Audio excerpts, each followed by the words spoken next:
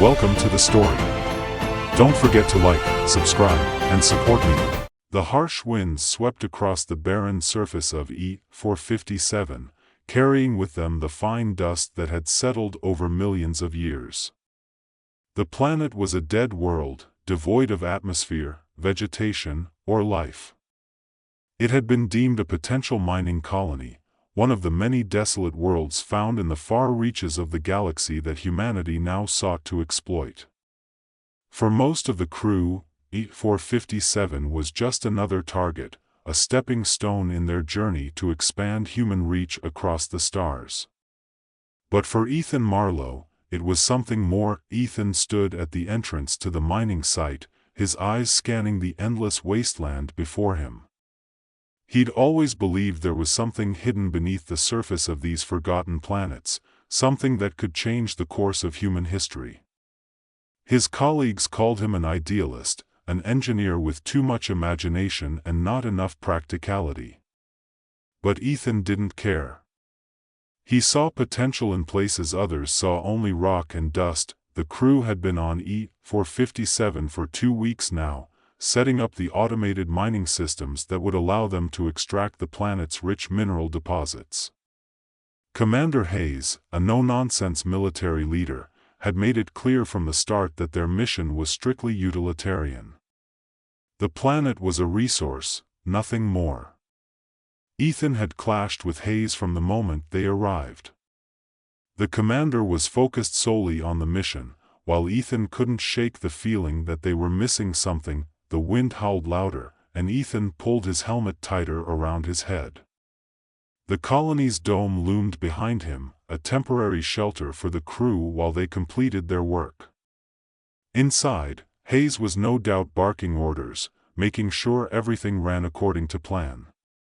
Ethan sighed and turned his attention back to the scanner in his hand.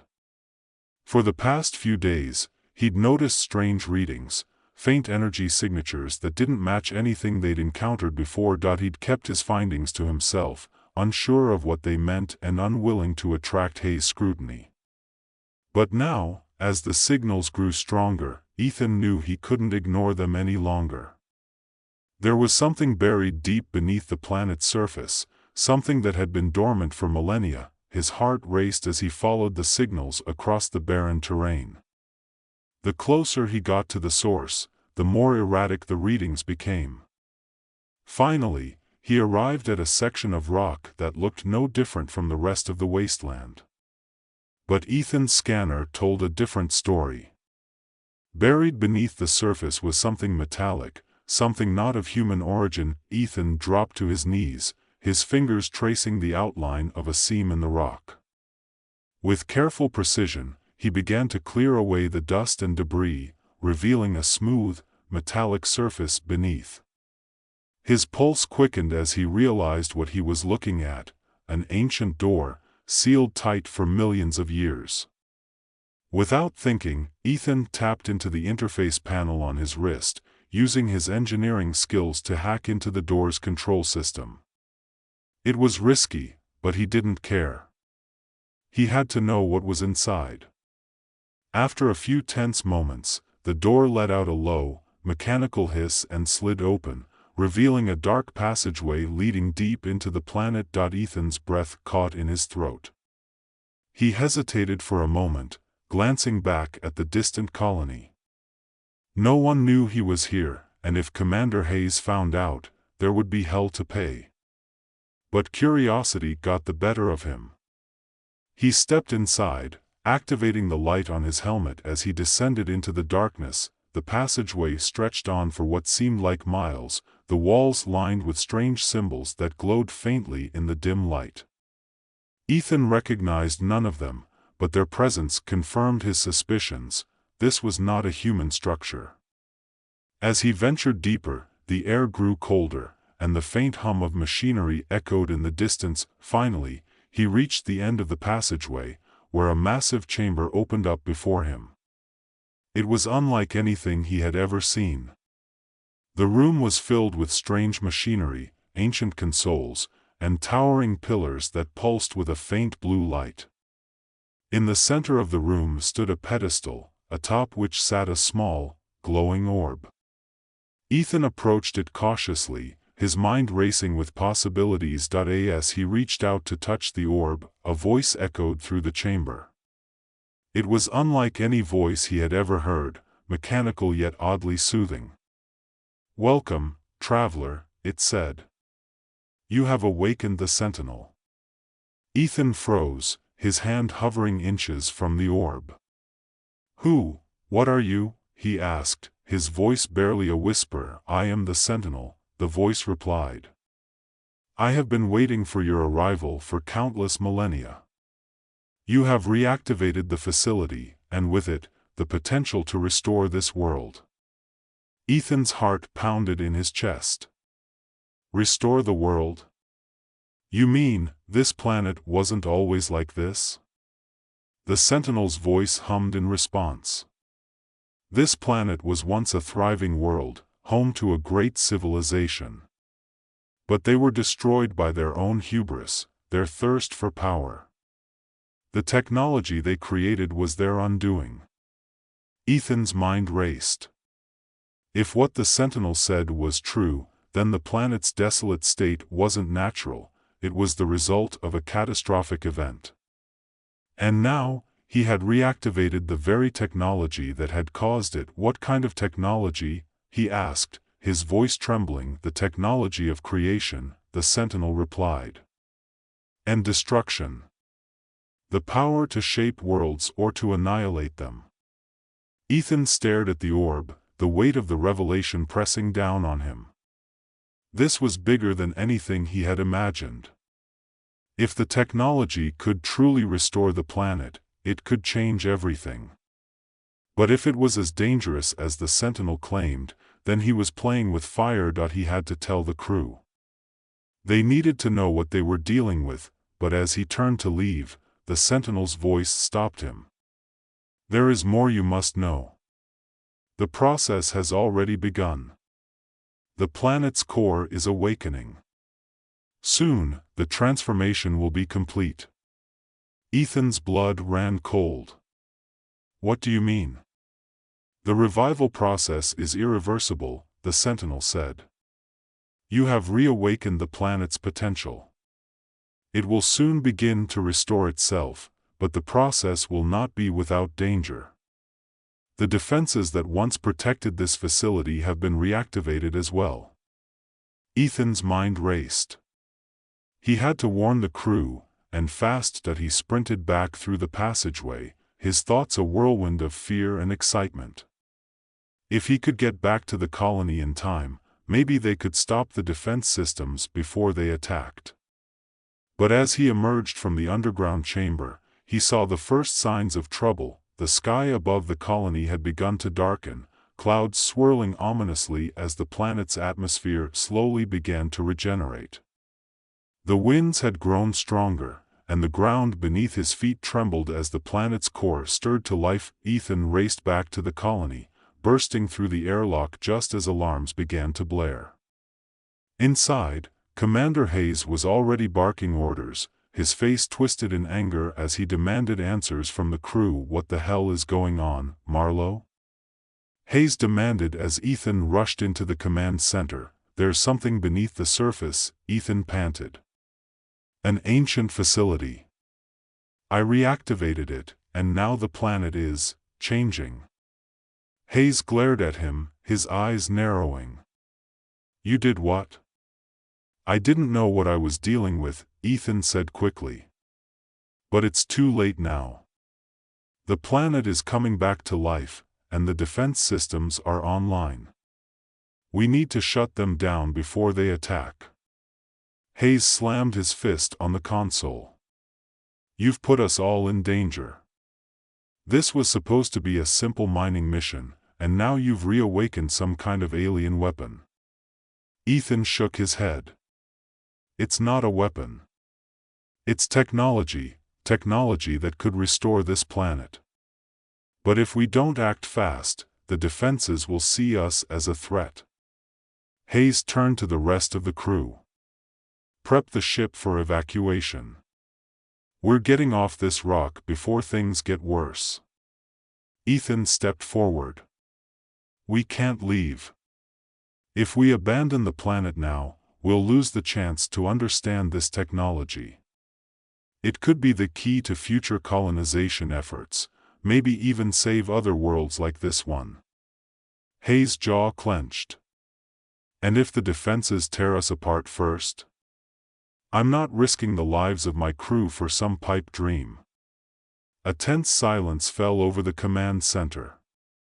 Ethan knew he was asking a lot, but he also knew this was their only chance.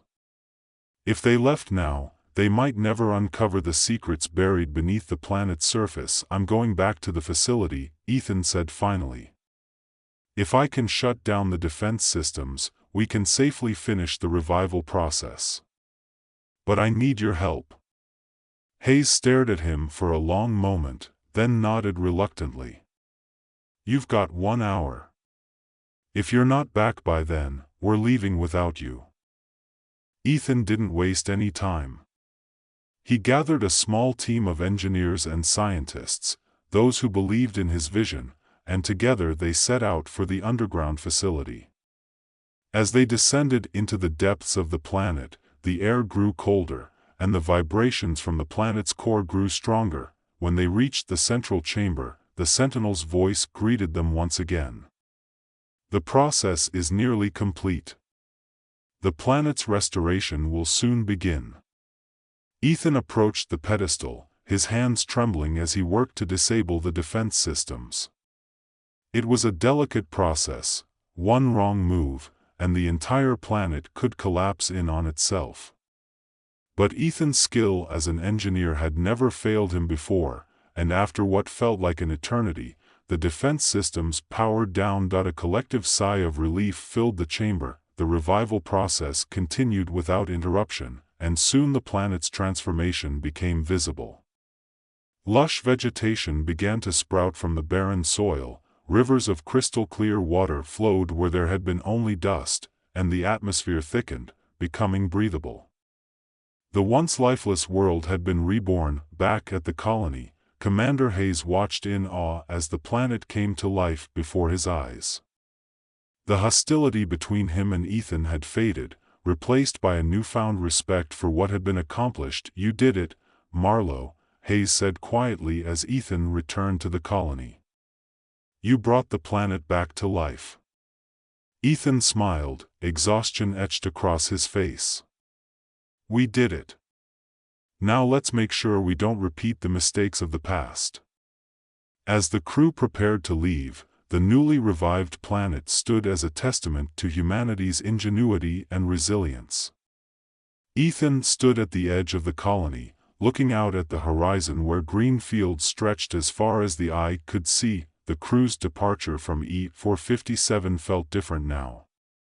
There was a sense of accomplishment that hung in the air, something more profound than just extracting resources from a barren world. Ethan sat in the shuttle, watching the newly revived planet recede in the viewport, the vibrant green of its forests a stark contrast to the dust-choked surface they had first encountered. He had seen worlds like this before, harsh, unforgiving, lifeless. But now, for the first time, he had played a part in transforming one of them into something full of life. Commander Hayes stood nearby, staring out at the same view, silent but reflective. The tension between them had dissolved in the face of their success. They had all played a role, no matter how reluctant Hayes had been in the beginning. Now, with the defense systems shut down and the revival process complete, they were leaving behind a world that could become a hub for future human colonies. Think they'll name it after you? Hayes asked, breaking the silence. Ethan laughed softly. Doubt it. But it's not about me. This planet, it was always meant to come back to life. I just happened to be in the right place at the right time. Hayes turned to face him, his stern expression softening for the first time since they'd landed. You're too modest. You saw something the rest of us missed. Most people would have written this place off. But you trusted your gut. That's worth something. Ethan shrugged, a half-smile tugging at the corner of his mouth. "I guess so. But I had a lot of help. We all did this together." Hayes nodded, his gaze returning to the planet as it shrank into the distance. "Still, you've set a new precedent for us. This changes how we look at these worlds. Maybe we've been thinking too small, too narrowly." Ethan didn't respond right away. He was thinking the same thing. For too long, humanity had treated these planets as little more than stepping stones in their relentless push outward, stripping them for resources without a second thought. But E-457 was proof that some worlds had more to offer than what was visible on the surface. The ancient technology they'd uncovered had shown them a path forward, a way to not just take but also to give back. As they approached the main ship, the shuttle shuddered gently, adjusting its course for docking. The lights inside the cabin dimmed, signaling the final approach. Ethan closed his eyes for a moment, letting the quiet hum of the engines wash over him. His mind raced with possibilities. If E-457 could be revived, then what other planets might hold similar secrets? How many worlds had they overlooked because they hadn't dug deep enough, literally and figuratively? When the shuttle finally docked, the crew began to disembark. There was a palpable sense of relief now that they were back aboard the main ship, safe and sound. Ethan stretched his legs as he stood, glancing over at the rest of the team. Some of them looked as tired as he felt, but there was an undeniable spark of excitement in their eyes. "You did good, Marlowe," said Dr. Cassandra Green, one of the scientists who had worked closely with him during the final stages of the revival process. "We all did." Ethan gave her a tired but grateful nod. "Thanks, Cass. Couldn't have done it without you." As they walked through the corridors of the ship, heading toward the debriefing room, Ethan couldn't help but feel a sense of closure. But at the same time, there was an undercurrent of anticipation. The revival of E-457 had opened a door that Ethan knew he would walk through again. Inside the debriefing room, Commander Hayes took his place at the head of the table, flanked by his senior officers. The rest of the crew, including Ethan, filed in quietly and took their seats. The room was filled with the soft hum of machinery, the ship's systems working tirelessly to keep them afloat in the vacuum of space. "Before we get started," Hayes began, his voice steady but with an air of finality, "I want to say that what we accomplished on E-457 was nothing short of remarkable. We were sent there for a routine mining mission, but we uncovered something much more significant. And despite the risks, we managed to turn that planet into a potential new home for humanity."